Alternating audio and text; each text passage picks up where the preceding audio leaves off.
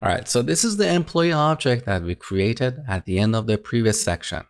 Now, there are three problems in this implementation.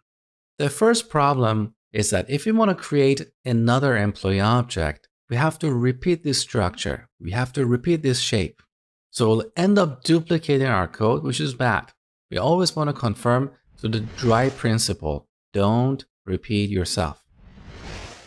Now, the second problem is that the other employee object might have other properties. So these two employee objects might not have a consistent shape because we don't have a single place to define the shape of an employee object.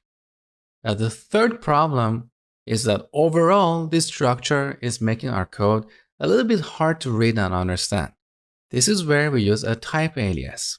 Using a type alias, we can define a custom type. Let me show you.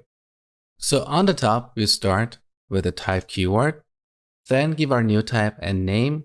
And once again, here we use the Pascal case. So employee with a capital E. Then we set it to braces. And inside the braces, we define all the properties and methods an employee object should have. So I'm going to go in this annotation, select these three lines, and by pressing Alt and up, we can move these lines up. Okay?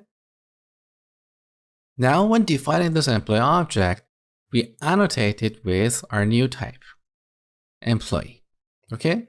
So now we have a single place where we define the shape of an employee object, and we can reuse this in multiple places. This is the benefit of using a type alias.